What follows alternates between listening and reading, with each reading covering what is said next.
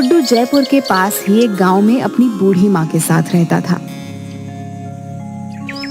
वो छोटी छोटी मूर्तियां और खिलौने बेचकर अपना घर चलाता था।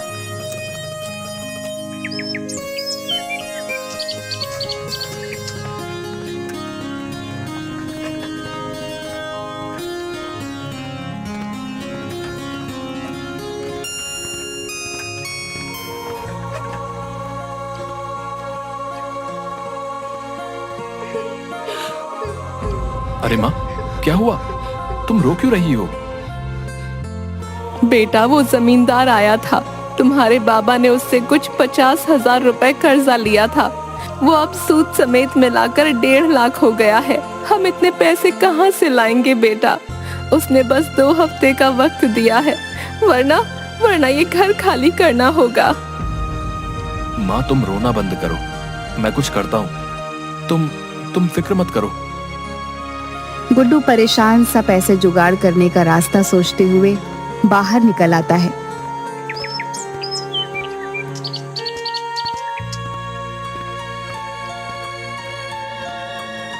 तभी घूमते हुए उसकी नजर एक बड़े से पोस्टर पर पड़ती है।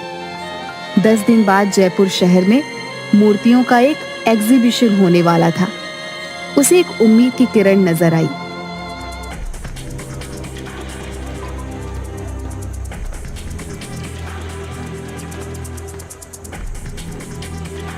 उसने तुरंत वापस लौटकर मूर्ति बनाना शुरू किया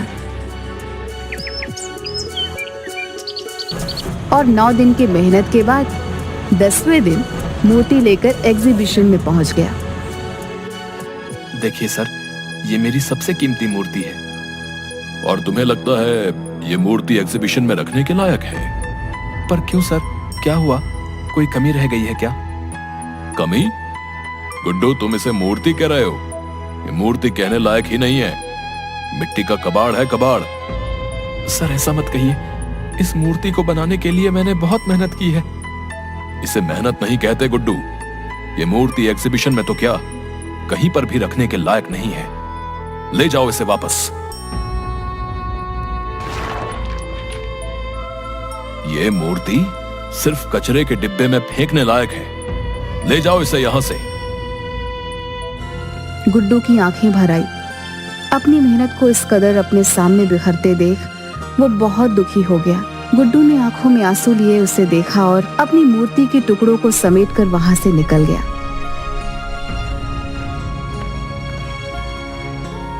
उसके जाने के बाद करण शिंदे खुद से ही बात करने लगता है। सपने हैसियत देखकर पूरे किए जाते हैं, और तुम्हारी इतनी हैसियत नहीं कि तुम इस एग्जीबिशन में अपनी मूर्ति रखो, समझे? चाहे कितनी ही खूबसूरत मूर्ति बना लो, गरीबी तुम्हें कभी ऊंचा उठने ही नहीं देगी, और मुझसे आके तो तुम कभी नहीं निकल सकते। गुड्डू रोता हुआ बाहर चला जाता है और सोचने लगता है कि अब वो क्या करे। वो माँ से वादा करके आया था, वो पूरे पैसे लेकर आएगा। अब वो माँ को क्या जवाब देगा?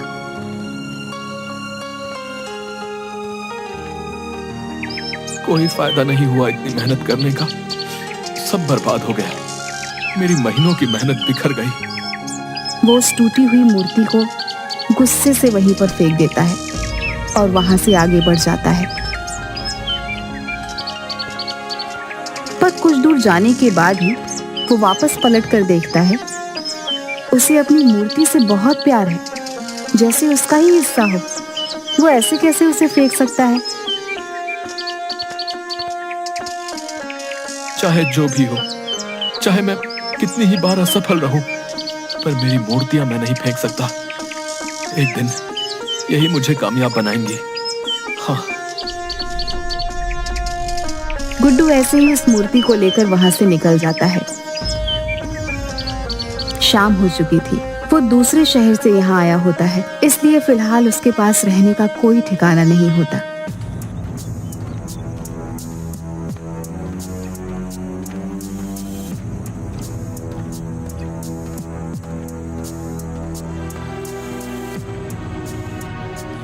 गुड्डू बहुत थक गया होता है, इसलिए वहीं बेंच पर पीठ लगाकर एक झपकी लेने लगता है।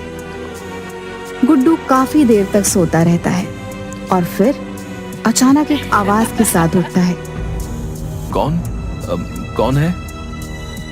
पर वहां कोई होता ही नहीं। अचानक गुड्डू की आंखें हैरान से बड़ी हो जाती हैं जब वह अपने सामने अपनी मूर्ति को देखता है। ये मूर्ति तो टूट गई थी, ये वापस ठीक कैसे हो गई? वो मूर्ति के पास जाता है और उसे छूकर देखने लगता है। ये तो सच में पूरी हो गई, पर ये हुआ कैसे? ये तो पूरी टूट गई थी। गुड्डू अच्छे से ऊपर से नीचे तक, आगे से पीछे घूमकर उस मूर्ति को देखता है और फिर अचानक खुशी से उसकी आंखें चमक जाती है। ये तो चमत्कार हो गया, मेरी मूर्ति ठीक हो गई, मेरी मूर्ति। गुड्डू खुश होते हुए उस मूर्ति को गले से लगा लेता है।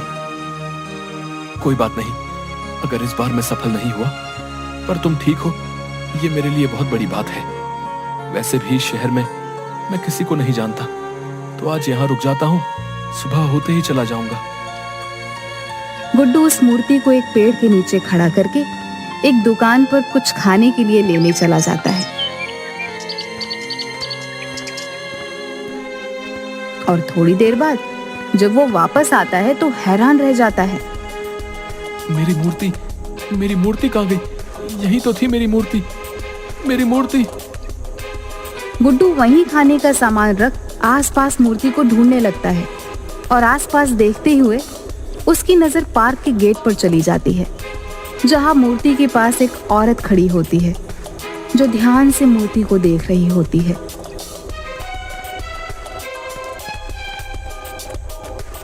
कौन हो तुम और मेरी मूर्ति को कहाँ लेकर जा रही हो? ये आपकी मूर्ति है? हाँ, ये मेरी मूर्ति है और तुम इसे चुरा कर ले जा रही थी। नहीं नहीं, मैं तो यहाँ से गुजर रही थी और इस मूर्ति को यहाँ देखा तो बस रुक गई। मेरा नाम मधु है। झूठ ऐसा बोलो जो पकड़ा ना जाए। ये मूर्ति मैंने पेड़ के नीचे रखी थी। पर मैंने तो इसे यहीं देखा, ये यहीं पर थी। गुड्डू उसे घूरने लगता है। भला मूर्ति खुद तो चलकर आई नहीं है, कोई इसे यहाँ लाया ही होगा ना। मुझे नहीं पता, पर आपकी ये मूर्ति बेहद खूबसूरत है। आपने खुद बनाई है? हाँ, मैंने बनाई है, पर कोई मतलब नहीं है। मतलब क्यों नहीं?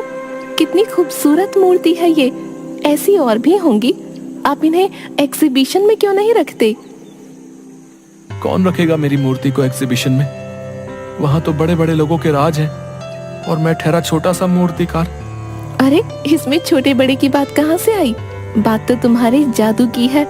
कितनी खूबसूरत मूर्ति है। तुम बहुत हुनरमंद हो।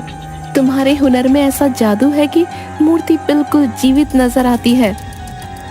हुनरमंद होने का क्या फायदा जब मैं कुछ कर ही नहीं सकता? हम गरीबों की मदद कौन करेगा? ऐसा क्यों बोल रहे हो? अगर तुम बुरा ना मानो तो मैं कल होने वाले एग्जीबिशन में तुम्हारी मूर्ति को रखवाना चाहती हूँ। कल वाले एग्जीबिशन में? पर कैसे?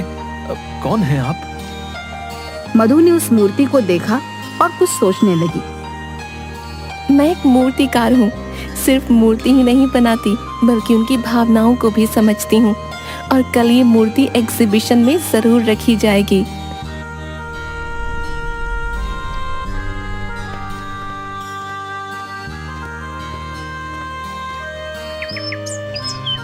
अगले दिन एग्जीबिशन में गुड्डू की मूर्ति भी रखवाई जाती है, पर किसी को गुड्डू का नाम नहीं पता होता, क्योंकि ये पहली बार हुआ था जब गुड्डू की कोई मूर्ति एग्जीबिशन में रखी गई है। गुड्डू खुश होकर देख रहा था।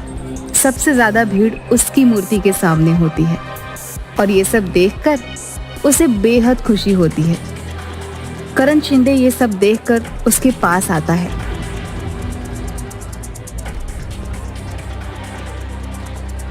तुमसे कहा था ना, तुम एग्जीबिशन में मूर्ति नहीं रख सकते।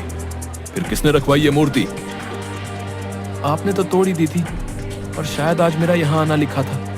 मेरी मूर्ति ठीक भी हो गई और मधु जी ने मेरी मूर्ति एग्जीबिशन में रखवा भी दी। मधु? ये कौन है? एक मूर्तिकार है, यहाँ एग्जीबिशन में है वो। शायद उनकी मूर्तियां भी हैं।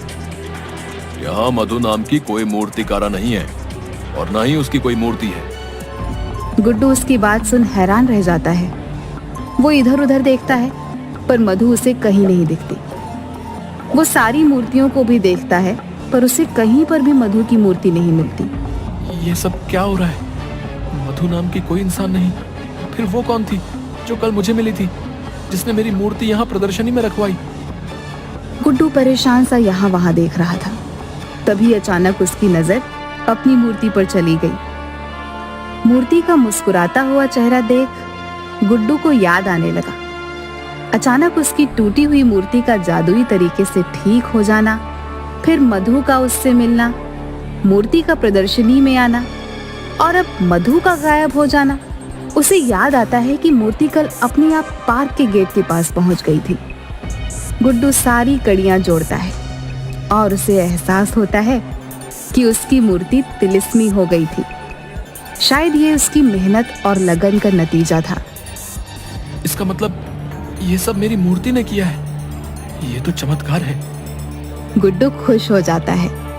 इतनी में एक आदमी उसके पास आता है। सुनिए, मेरा नाम यश पाटिल है। मुझे आपकी मूर्ति बेहद पसंद आई है। माफ कीजिएगा, ये मूर्ति बेचने के लिए नहीं है। ओह, तो क्या आप मेरे लिए ऐसी ही कोई खूबसूरत मूर्ति बना देंगे? हैं? मेरी पत्नी को मूर्तियों का बहुत शौक है जी। मैं आपको मुंह मांगी कीमत देने को तैयार हूँ। प्लीज मना मत कीजिएगा। हाँ हाँ जरूर, मैं आपके लिए मूर्ति बना दूंगा। गुड्डू को वहाँ कई लोग उस मूर्ति की कीमत लगाने को बोलते हैं, पर गुड्डू नहीं बताता। तो वहाँ खड़े कई लोगों ने खुद उसे मूर्ति बनाने को कहा था और मुंह मांगी कीमत में खरीदने को भी। गुड्डू ने खुश होकर सबको हाँ बोल दिया था और प्रदर्शनी खत्म करके बाहर आता है। तो वहाँ दो आदमी पहले से ही उसका इंतजार कर रहे थे। सर, हमने आज प्रदर्शनी में आपकी मूर्ति देखी, पर आपने कहा वो बेचने के लिए नहीं है। अगले महीने एक स्कल्पचर एग्जीबिशन होने वाला है।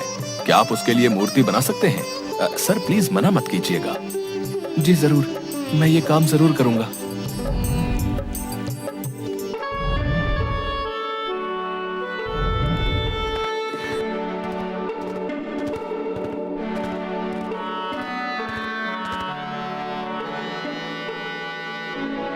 उसे यकीन हो गया था कि ये सब उसकी मूर्ति ने किया है।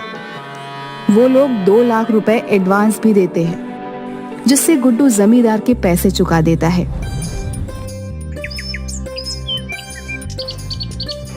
गुड्डू की बनाई मूर्ति इस एग्जीबिशन में सबसे महंगी बिकी और गुड्डू जानता था इस कामयाबी में उसकी जादुई तिलिस्मी मूर्ति का हाथ है, जिसकी वजह से वह इतना आगे बढ़ पाया है।